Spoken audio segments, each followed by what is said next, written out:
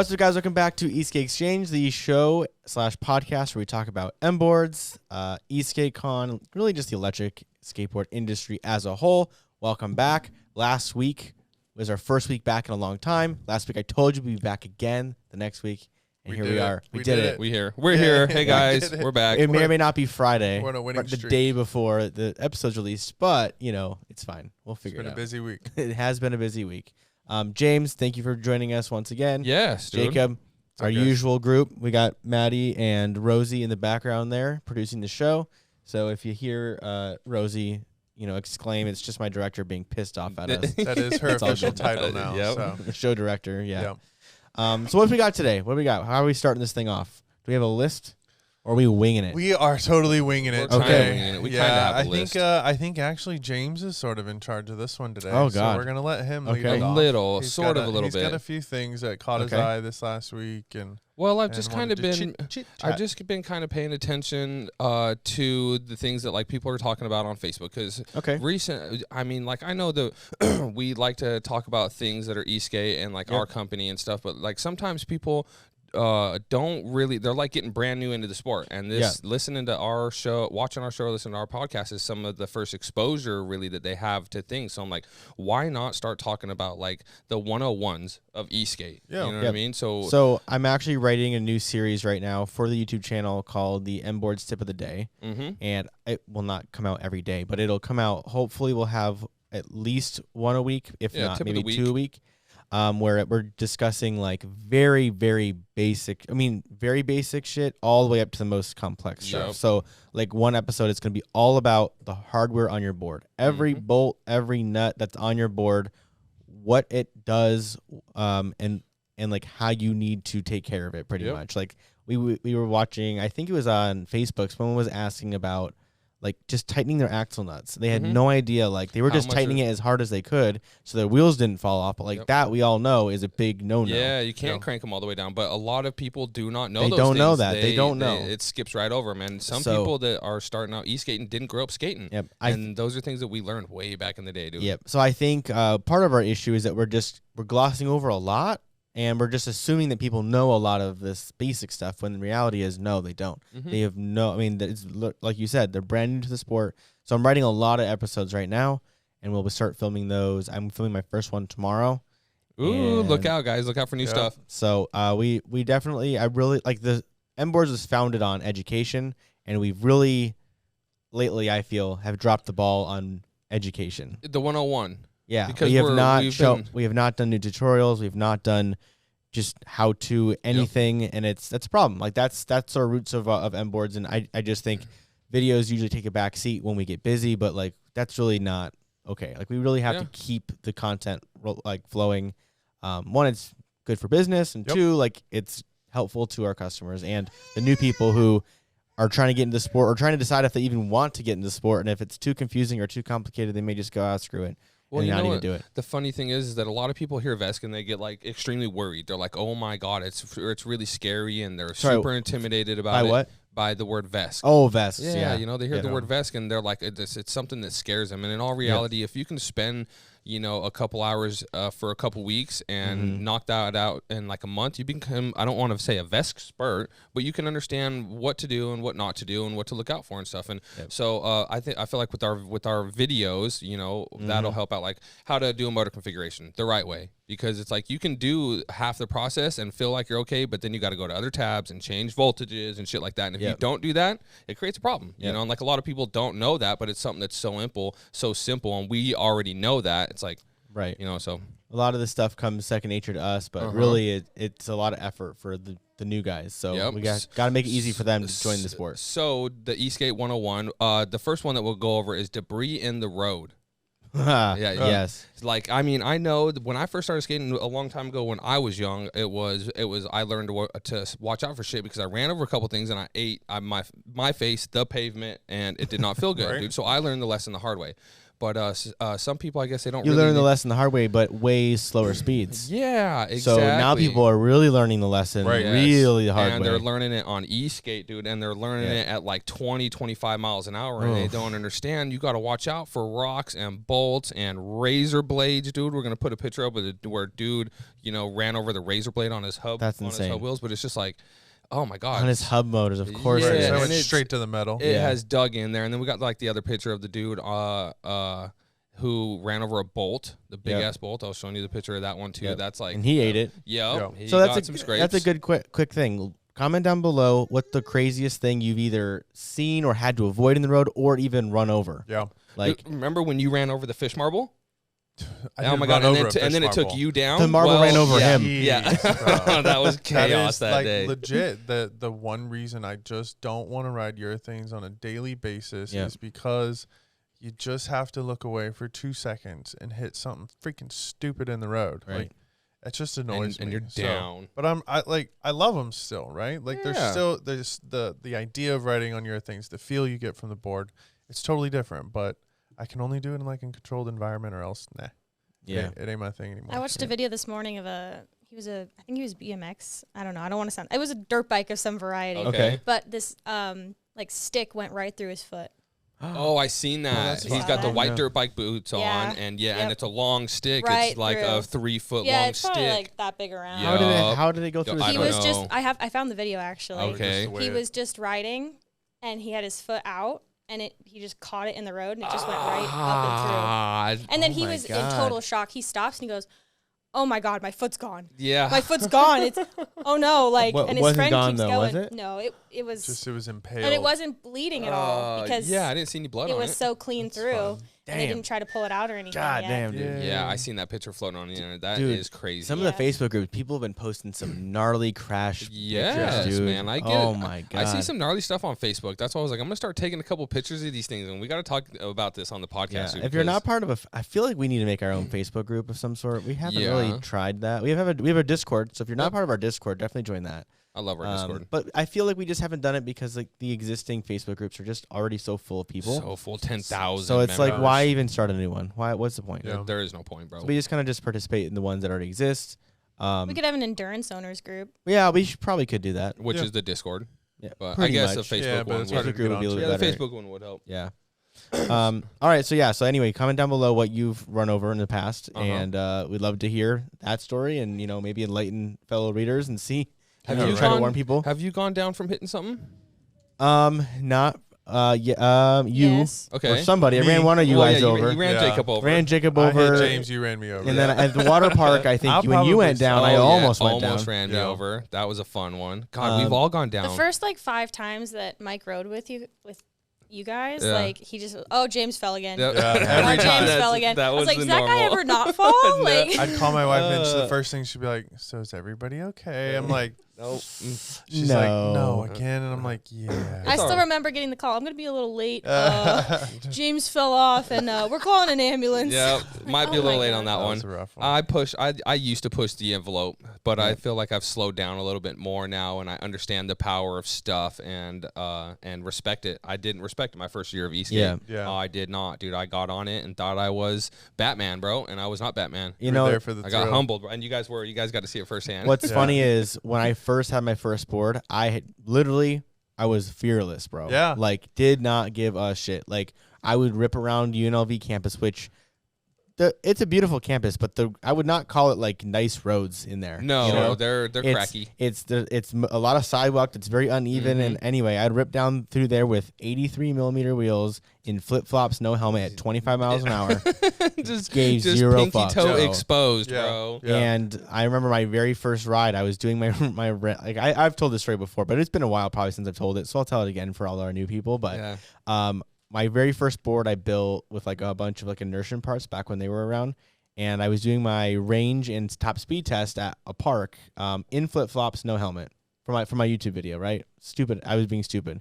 Well, I was a single motor board, and I'm ripping around the parking lot, making this sharp left hand turn around the like the parking spaces like turn right. So I'm like going along with the following the lot. Following the lot. Was and this the Tupperware one? Yeah, I had the blue Tupperware board. That's the one. That's the thing that started it all, bro. Yep. Anyway. Start turning left, and I'm starting to slow down. My belt starts skipping. And I only have one motor, so all of a sudden I got no brakes. So I'm like, oh fuck! So I'm turning left really hard, and I just barely make the turn right, but not quite, because my big toe, just drags across the curb for 20 feet or so, and then eventually it turns more, and I couldn't make that turn, and I just blooped right into a bush. Did you lose toenail? I did not lose toenail. It honestly wasn't that bad. Okay. Right? Yeah. I have pictures. We don't need to look at them. No, we'll leave the toes out. Sounds bad enough. It's just, but that day I was like, I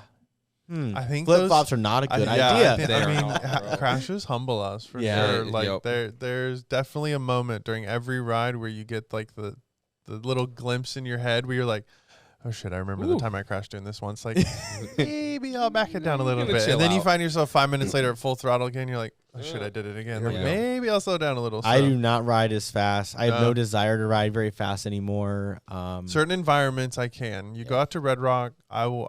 Red Rock, I'll do it. Wetlands, I've slowed down a bunch. That ride is definitely about the cruise. The first time I did that ride was same situation. Street wheels with my brother who had never ridden a board. No helmet.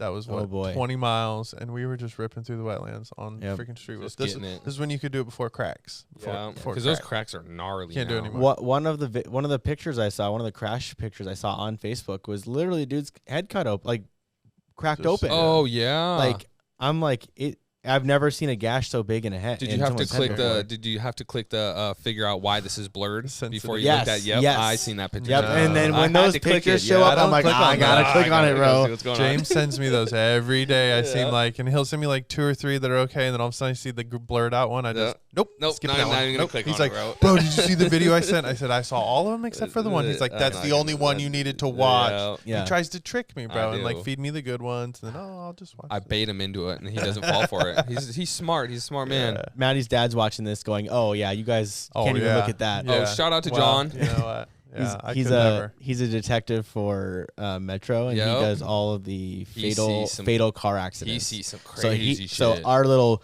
busted up head, he's like, lucky. Cool. I wish I could just see that. My dad talked me into getting my motorcycle license, and then talked me immediately out of it. He's like, maybe this might have been the best idea. He's like, you want to see this? And it was this dude just getting killed on a motorcycle. I was like, oh my God. Why would you tell me that? Why would you tell me that? Yep, it's super dangerous. Well, we got to get rid of it now. All right.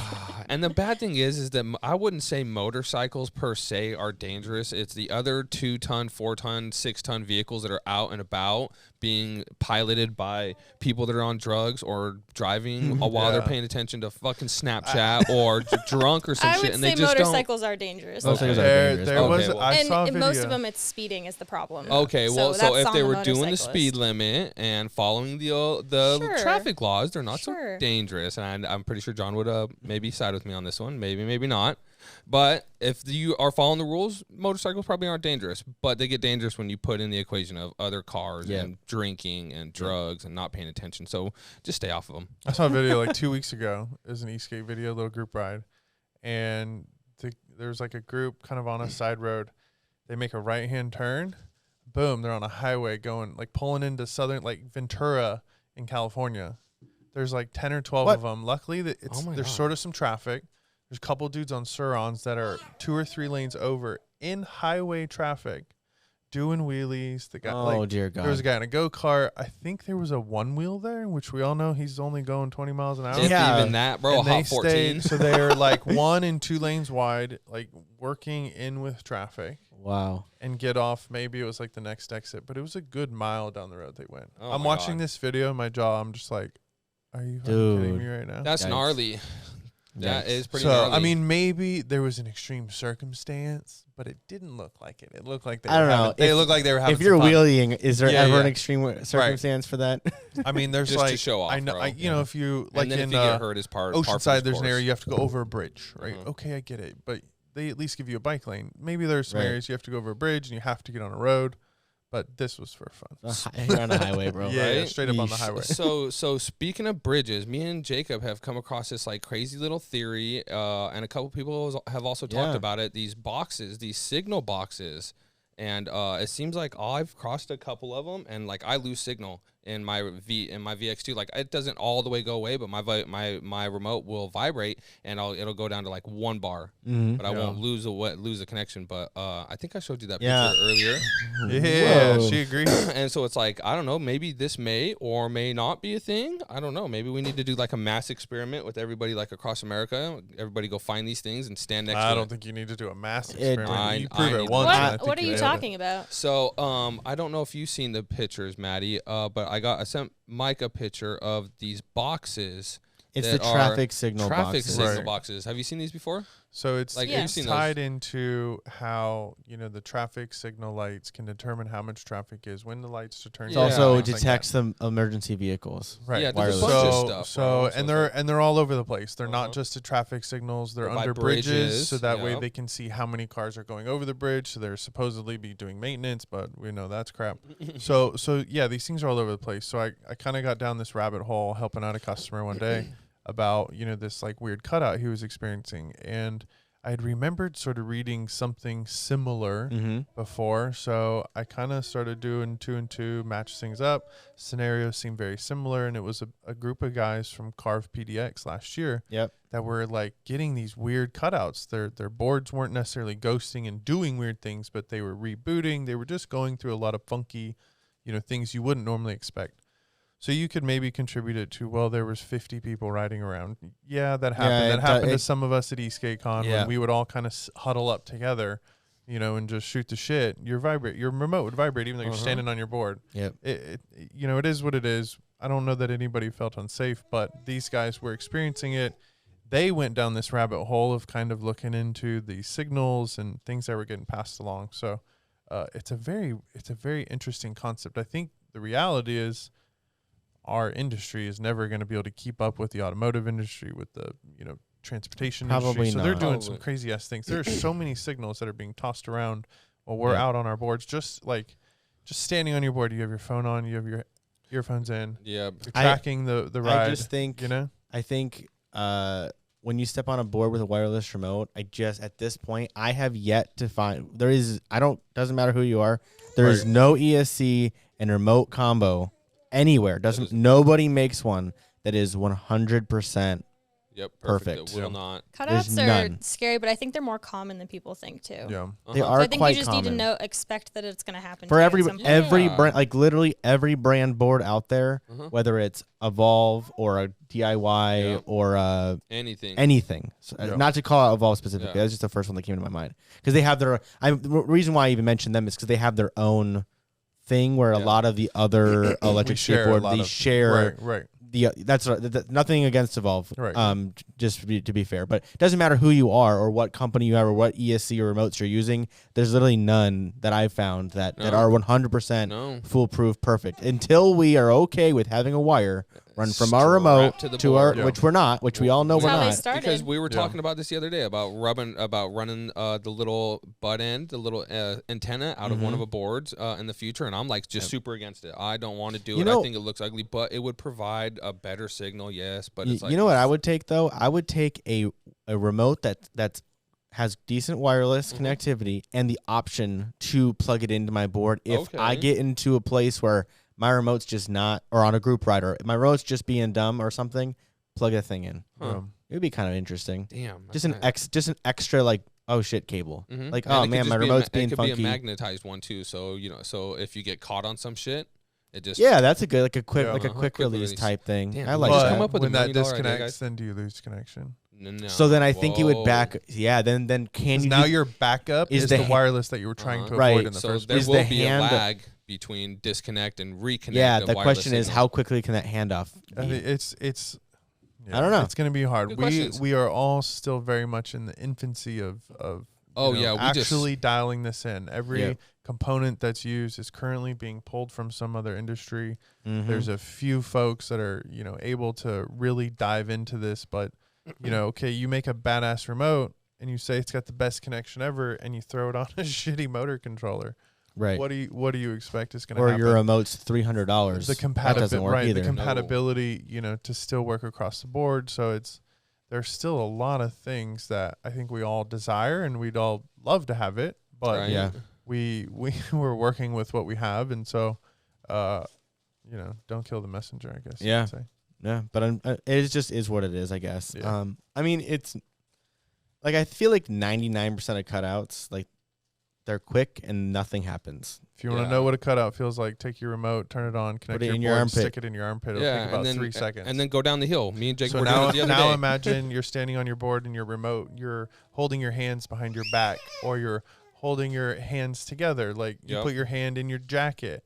All of those little interferences, you're just asking for it. I know it's so crappy. You're asking for it. So just the state of our industry right now, I suppose. It's just we want the evolution. So the evolution was straight to a wireless remote, but then it's kind of like, okay, well, it's not perfect yet. So how much do we trust it? Yeah, right. I like Jacob's test of wireless connectivity. He'll stand by the board and he'll take the remote in his hand and then he'll put it in his armpit and he'll cover it like this. And if it disconnects right away, he's like, nope. But sometimes there's other remotes like the VX4 where it takes like 6 or 7 seconds before it even starts vibrating. But there's other ones that he does it and it disconnects like instantly. I will say the VX4 so far, in my opinion, has been one of the best remotes. Yeah, that's got the strongest connection. But what I will say is I think people need to get in the habit of just repairing the remote once in a while. Okay. I just feel like the things aren't quite like they get off sync or something where they're just the connection isn't as good as it could be. I feel like if everyone like once a week just decided to purposely repair their remotes, I think it would help a lot. Okay. But I don't know. Again, well, it's not going to kill anybody to do that. It honestly takes 2 seconds. Right. It doesn't hurt. It doesn't hurt. So, all right, what we got on the okay, this is we've been kind of talking about the whole tires thing. So Radium's new board that they released, it went on its first maiden voyage, and the wheels. I love the wheels on this board, and I would love to talk about them. 100 millimeters. Yeah. Okay, they're not as big as I thought. That's they're cool. Wide. They are like wide. 72 wide. Wow. So pretty wide. There's a close shot real quick. Jacob was kind of going over the specs of them and what they are and everything, and did a little bit of research into them. I really like those. I would love to see kind of more wheels like that. But are they like rubber? Yeah. So the basis behind them is that it's a foam core with a rubber mold. Or a rubber exterior, right? Okay, so, got it. Not a traditional urethane, more like a natural rubber, like a car tire, essentially, but in a different style. But it's got a foam core, kind of like the Cloud Wheel. I think similar. Also, just to kind of keep the compound together. Similar idea. Have a foam core, so that way you get a little bit of dampening, with while the wheel. Also holding the compound together. Right? Because urethane, it's a solid ass wheel. Yeah, that's cool. So I think the idea behind this current board was, he focused on the wheels a lot, was very focused on, the grip of the wheels, and any little change to the wheel, he had to change the whole board. So I think they're going through a few of the prototypes. I'd imagine they're probably still a long ways out.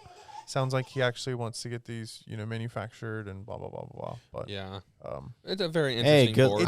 I'll say is good luck with it. That's cool. It's going to be a very challenging. Maybe a year ago, we talked about what was driving Esk8, and I think I made a comment that pneumatic wheels were driving Esk8. And as of late, there ain't shit happening in the pneumatic game. It's been all urethane. So game for sure. So now does that what happened? Does that tell us more about that pneumatics we feel are advanced enough and the urethane needed to catch up, so we spent a lot of time on the urethane and bringing that up to speed?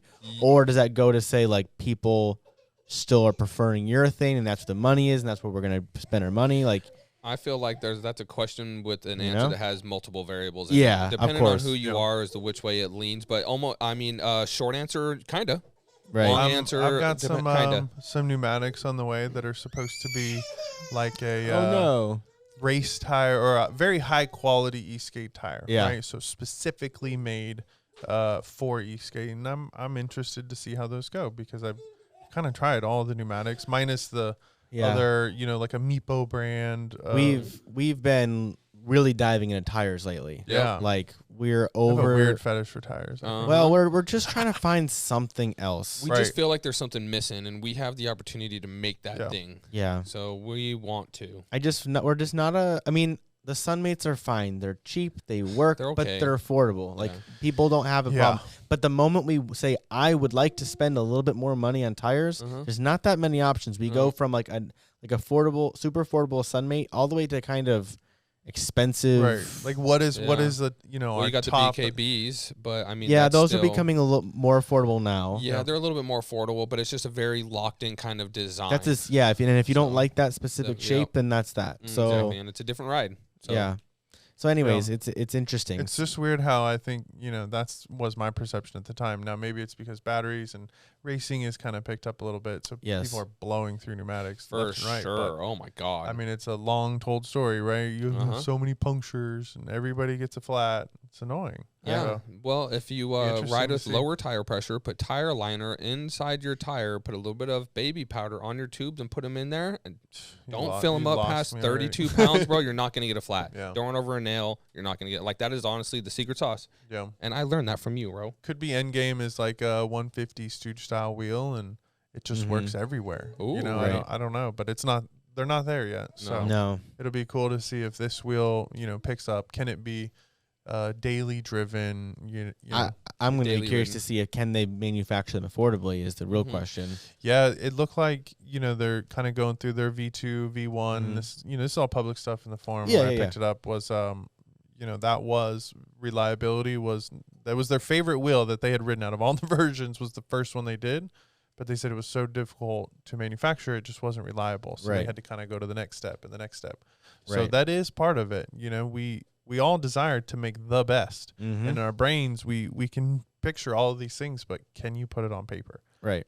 James has come up with dozens of ideas, and I go, bro, it's not manufacturable. It's not manufacturable. I know, right? We would have to charge $1,000 for this $45 product because XYZ. So we have to change a lot of things, which maybe make the product not as good. But if it's not manufacturable, it doesn't exist anyways, right? So, anyways, that's something. The age of a $10,000 board is like so like it's not even fathomable at this point. We're creeping towards at like $5,000 and $6,000 at this point, but like, can you imagine paying $10,000? There's mountain bikes that like $10,000 would be nothing. Yeah. You can also buy an $800 mountain bike and it's just as good. It's so a like, lot different.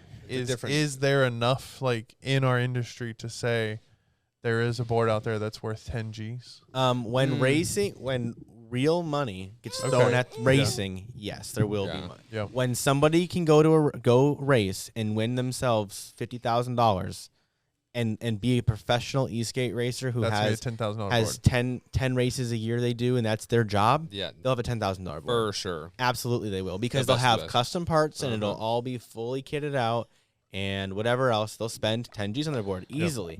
But until then... She said, give me the microphone or give me the straw, Dad. Which one do you want? I see you over there.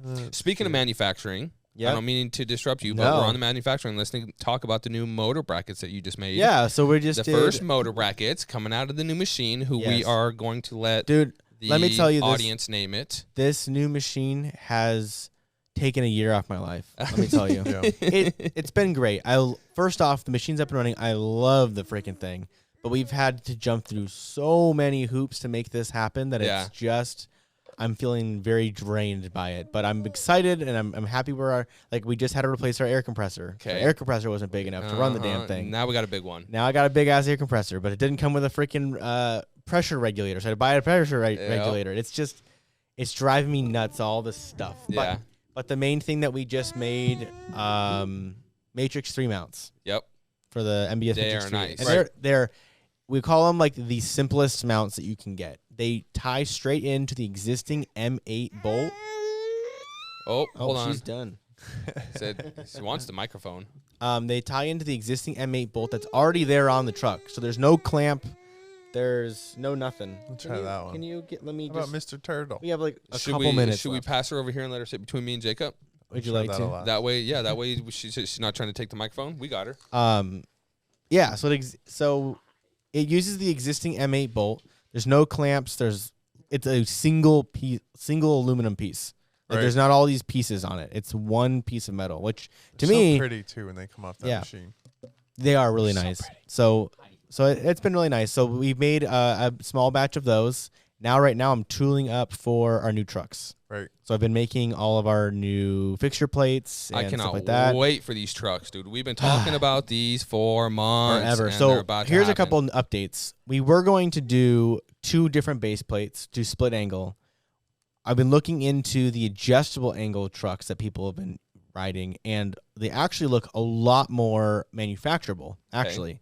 So we're going to go with adjustable plates, so which is nice because now we'll have one SKU of base plates. Right. I don't have to have 2 or 3 or 4 different base plates because making a base plate's a pain in the ass. And as soon as we do it in 45 degrees, somebody's going to say, "Can you do it in 49 degrees?" Yeah, I need it in 40 degrees. And the hard part is, always wants something different. Yes, we can. It's just like, why do we have to? Yeah. Like, is it that big of a deal? So sometimes you don't have to reinvent the wheel. Yeah. Yep. There's reasons why these numbers exist right now, and there's a reason why we're going to run with them. So we're going to do adjustable base plates, which is nice. I'm excited about it, but I think the show might be over at this point. She's becoming the Rosie show. She's just over here playing. How long is the show been? You can keep talking. 30 minutes. Oh, 30 minutes. Yeah. We can wrap it up in 2 minutes. That's enough. But anyways, yeah, adjustable base plates that we're going to do that. So I'll be working on that. Anytime. I mean, next. I mean, our hangers are first. I have a set of base plates that we can test our hangers with. But then after that, special guests coming in too to work with us on the trucks. I think sounds like Brad will be here. Yeah, Brad's gonna be, and then we got David from Shockboards is gonna be here in a couple weeks. Also, he'll be hanging out for a full day. Well, he'll probably be on the take my spot or Jacob's spot. Yeah, we're looking at a little collab project with him too, getting Shockboards on a complete. So that should be kind of cool. Yeah, that'll be pretty. That'd be really. I mean that.